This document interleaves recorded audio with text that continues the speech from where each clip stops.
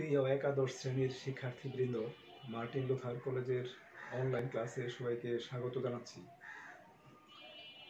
আজকে আমরা পৌরনীতি ও সুশাসন প্রথম পত্রের 7ম অধ্যায় থেকে আলোচনা করব।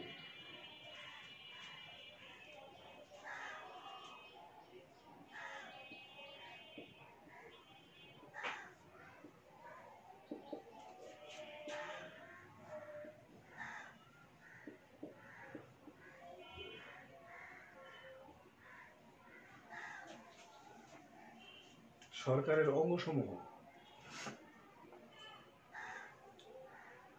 জনগণের কল্যাণ সাধনের জন্যই প্রতিটি রাষ্ট্র গড়ে ওঠে। তাই জনগণের কল্যাণের জন্য রাষ্ট্রকে অনেক কাজ সম্পাদন করতে হয়। এসব জনকল্যাণমূলক কাজ রাষ্ট্র নিজে সম্পাদন করে না, রাষ্ট্রের প্রতিনিধি হিসেবে সরকারই এসব কাজ সম্পন্ন করে থাকে। রাষ্ট্রের কাজগুলো সুষ্ঠুভাবে সম্পাদন করার জন্য সরকারের 3টি বিভাগ রয়েছে।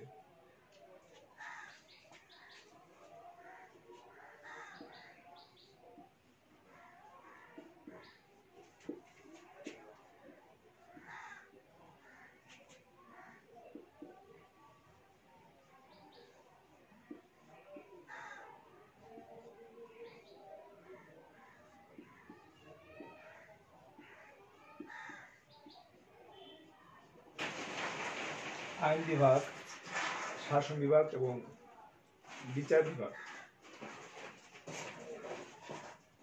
এই প্রত্যেকটি বিভাগ একসঙ্গে মিলে সরকারি কাজগুলোকে বাস্তবায়ন করে থাকে।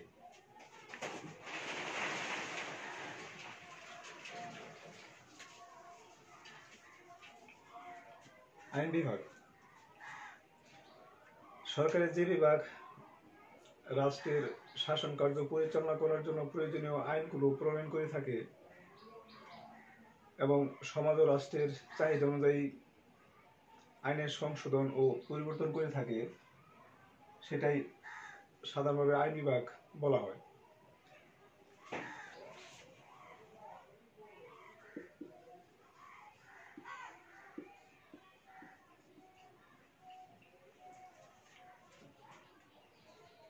সরকারের 3টি বিভাগের মধ্যে শাসন বিভাগ অন্যতম। সরকারের যে বিভাগ আইন বিভাগ কর্তৃক প্রণীত আইন অনুসারে রাষ্ট্রীয় কার্যক্রম সম্পন্ন করে থাকে, রাষ্ট্রীয় কার্যক্রম পরিচালনা করে, তাকে শাসন বিভাগ বলা হয়।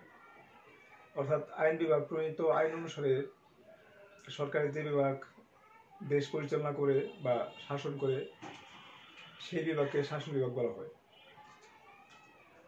সংকীর্ণ অর্থে শাসন বিভাগ হলো প্রজাতন্ত্রে নিযুক্ত সেই অংশ যারা রাষ্ট্রীয় কার্যক্রম নির্ধারণ করে থাকে, যেমন বাংলাদেশের প্রধানমন্ত্রী, রাষ্ট্রপতি এবং অন্যান্য মন্ত্রীবর্গ। কিন্তু ব্যাপক অর্থে প্রজাতন্ত্রের আইন বিভাগ এবং বিচার বিভাগ ছাড়া অন্য সকল কর্মকর্তা শাসন বিভাগের অন্তর্ভুক্ত। এই মতকে সমর্থন করলে রাষ্ট্রপতি থেকে শুরু করে প্রশাসনিক কাজে নিয়োজিত সাধারণ কর্মচারী পর্যন্ত সকলেই শাসন বিভাগের সদস্য। কিন্তু পৌরনীতি ও সুশাসনের আলোকে এই মতটি সমর্থনযোগ্য নয়। অধ্যাপক ম্যাকওয়েল বলেন, শাসন বিভাগ হল শাসন ব্যবস্থার নীতি নির্ধারক পর্যায়ের শীর্ষস্থানীয় ব্যক্তিবর্গ। গঠন এবং কার্যাবলীর ভিত্তিতে শাসন বিভাগকে 2 ভাগে ভাগ করা যায়। একটি হচ্ছে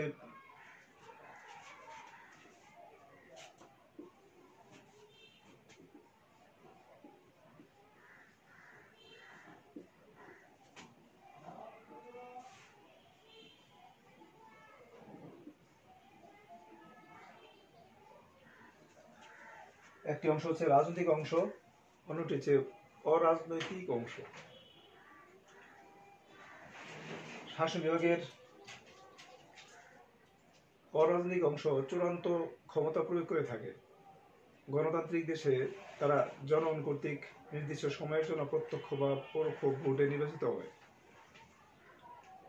তারা তাদের কাজের জন্য প্রত্যক্ষভাবে আইনসভার নিকট এবং পরোক্ষভাবে জনগণের নিকট দায়বদ্ধ থাকে। অন্যদিকে অরাজনৈতিক অংশে যারা থাকেন তারা রাষ্ট্রের স্থায়ী বেতনভুক্ত দক্ষ এবং পেশাদার কর্মচারী।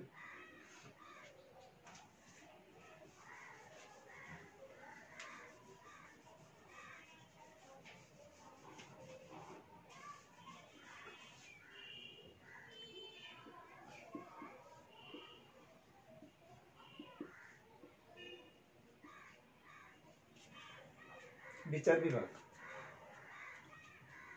বিচার বিভাগ সরকারের তৃতীয় অঙ্গ। সরকারের যে বিভাগ আইন অনুযায়ী বিচার কার্য সম্পন্ন করে তাকে সাধারণত বিচার বিভাগ বলা হয়। অর্থাৎ যে বিভাগ আইন অনুযায়ী অপরাধীকে শাস্তি দেবে এবং নিরপরাধীদের মুক্তি দেয় এবং জনগণের অধিকার সংরক্ষণ করে তাকে বিচার বিভাগ বলা হয়। অধ্যাপক সি জুইকের মতে বিচার বিভাগ হলো সেই বিভাগ যা আইনের ব্যাখ্যা এবং প্রয়োগ করে থাকে।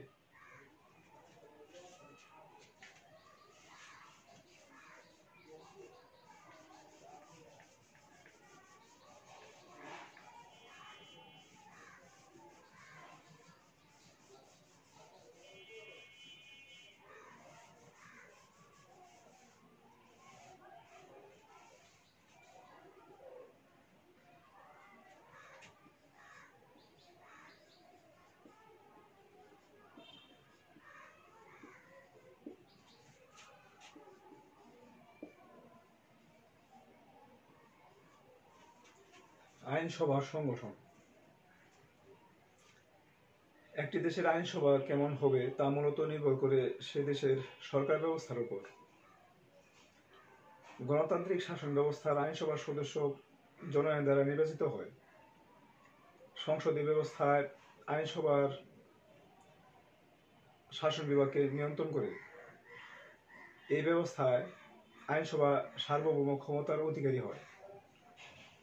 অন্যদিকে রাষ্ট্রপতি শাসিত সরকার ব্যবস্থায় আইন বিভাগ রাষ্ট্রপতিকে বিভিন্নভাবে নিয়ন্ত্রণ করে থাকে।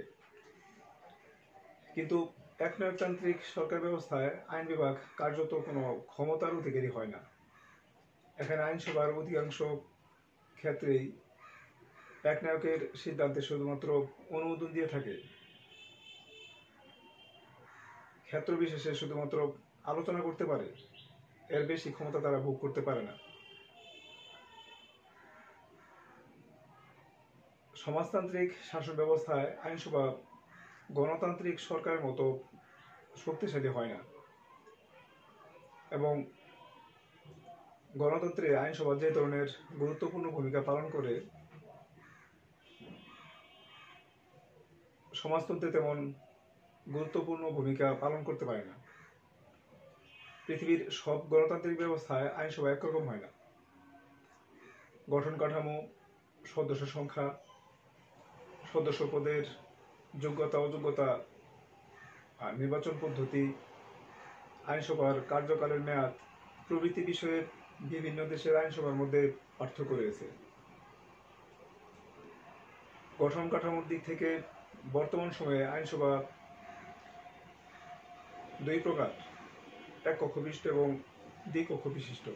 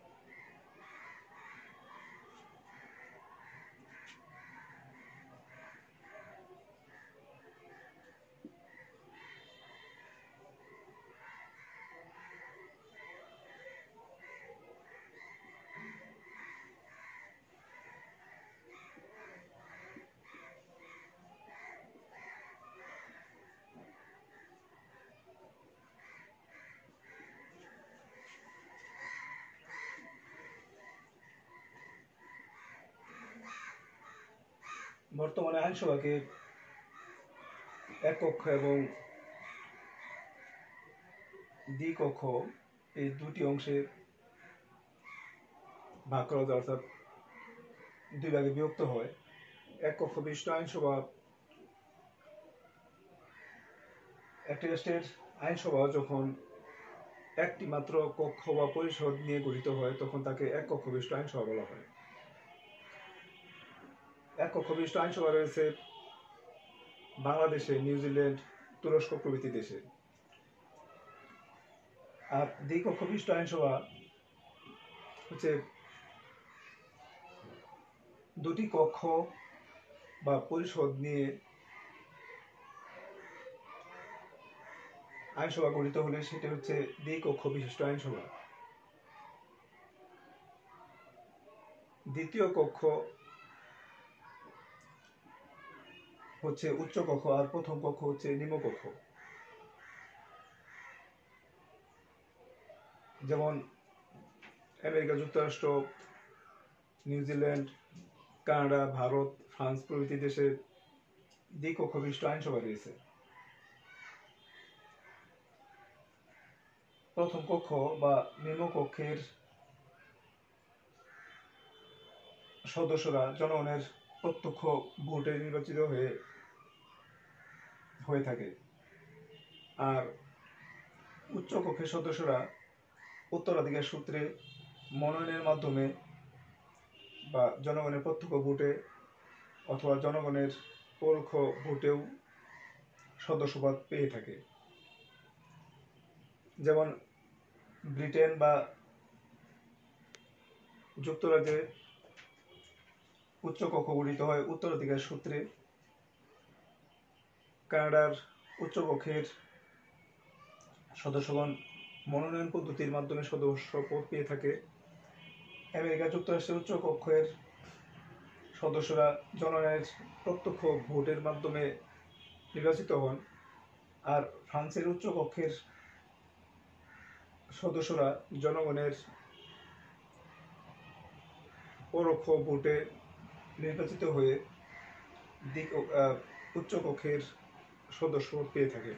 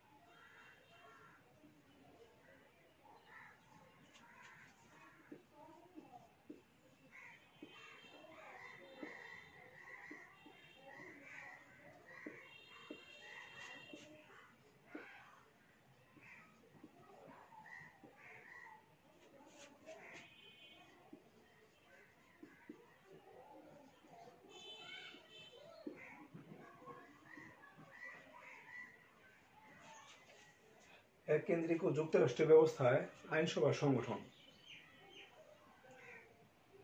গ্রেট ব্রিটেন ছাড়া পৃথিবীর অন্যান্য এককেন্দ্রিক শাসন ব্যবস্থায় সাধারণত এক কক্ষ বিশিষ্ট আইনসভা দেখা যায়। এককেন্দ্রিক শাসন ব্যবস্থায় এক কক্ষ বিশিষ্ট আইনসভা উত্তম, কারণ শাসন একটিমাত্র কেন্দ্র থেকেই পরিচালিত হয়। কোনো প্রদেশ, অঞ্চল বা এলাকার স্বার্থ সংগঠনের জন্য আইনসভার আলাদা কোনো কক্ষের প্রয়োজন হয় না। যুক্তরাষ্ট্রীয় ব্যবস্থায় যেহেতু একাধিক প্রদেশ বা অঞ্চল থাকে, তাই অনেকে মনে করেন যুক্তরাষ্ট্রীয় শাসন ব্যবস্থা প্রচলিত আছে এমন সব দেশে দ্বিকক্ষ বিশিষ্ট আইনসভা থাকা উচিত। দ্বিকক্ষ বিশিষ্ট আইনসভা থাকলে নিম্নকক্ষে নির্বাচিত বা মনোনীত সদস্যগণ আঞ্চলিক স্বার্থ রক্ষা করতে পারবে।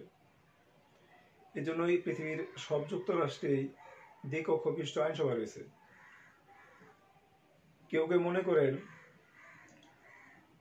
অনেক দেশে দ্বিকক্ষ বিশিষ্ট আইনসভার একটি কক্ষ উত্তরাধিকার নীতিতে সদস্য পদ পেয়ে থাকেন, সেটা অগণতান্ত্রিক। তাছাড়া বর্তমানে সব যুক্তরাষ্ট্রেই যেহেতু দলীয় ভিত্তিতে আইনসভার কাজগুলো পরিচালিত হচ্ছে, তাই দ্বিকক্ষ বিশিষ্ট আইনসভার কোনো প্রয়োজন নেই।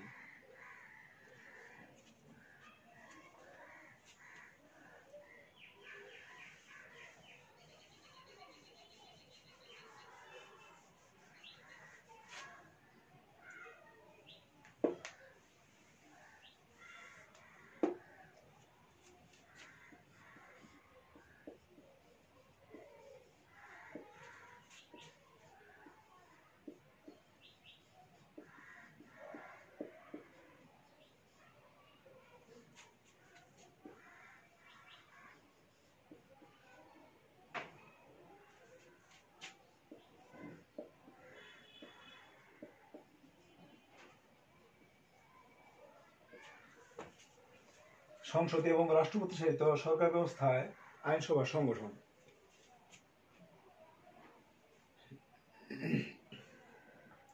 সংসদীয় ব্যবস্থা প্রচলিত আছে এমন কতগুলো রাষ্ট্রে একক বিশিষ্ট, আবার কোনো কোনো দেশে দ্বিকক্ষ বিশিষ্ট আইনসভা রয়েছে।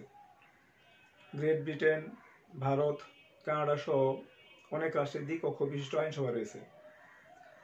আবার নিউজিল্যান্ড, বাংলাদেশ সহ অনেক দেশে এক কক্ষ বিশিষ্ট আইনসভা রয়েছে।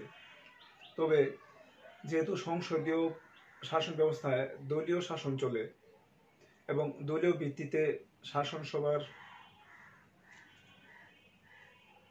শাসন পরিচালিত হয়ে থাকে, আইনসভার কাজগুলো পরিচালিত হয়ে থাকে, তাই এ ব্যবস্থায় এক কক্ষ বিশিষ্ট আইনসভায় উত্তম।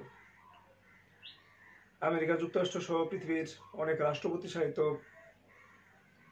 শাসন ব্যবস্থায় যেমন দ্বিকক্ষ বিশিষ্ট আইনসভা রয়েছে, তেমনি অনেক রাষ্ট্রে এক কক্ষ বিশিষ্ট আইনসভা রয়েছে।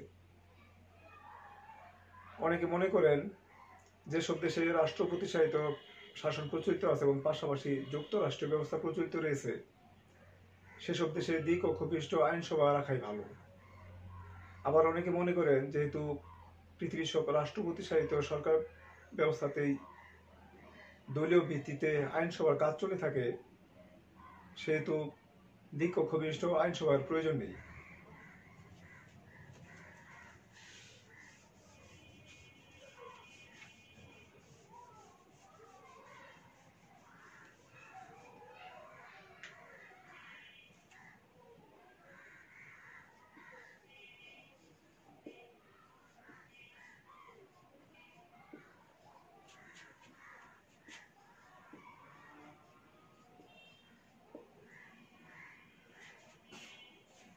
সমাজতান্ত্রিক ব্যবস্থায় আইনসভার সংগঠন। বর্তমানে পৃথিবীর প্রায় সব সমাজতান্ত্রিক রাষ্ট্রে দ্বিকক্ষ বিশিষ্ট আইনসভা রয়েছে। অনেকে মনে করেন যদি সমাজতান্ত্রিক রাষ্ট্রগুলো আয়তনে বড় হয় এবং ওই দেশগুলোতে বহু জাতি গোষ্ঠী থাকে, তাহলে তাদের আঞ্চলিক স্বার্থ রক্ষা করার জন্য দ্বিকক্ষ বিশিষ্ট আইনসভা থাকা উচিত। কিন্তু অনেকে মনে করেন সমাজতান্ত্রিক দেশগুলো যেহেতু একদলীয় সরকার প্রচলিত রয়েছে এবং এই দলটি ক্ষমতাসীন দল, তাই যেহেতু এই দলটি রাষ্ট্রীয় নীতি নির্ধারণ করে থাকে এবং সেখানে কোনো শ্রেণীদ্বন্দ্ব থাকে না, তাই সমাজতান্ত্রিক দেশগুলোতে দ্বিকক্ষ বিশিষ্ট আইনসভা না থাকলেও চলে, অর্থাৎ এক কক্ষ বিশিষ্ট আইনসভা হলেও হতে পারে।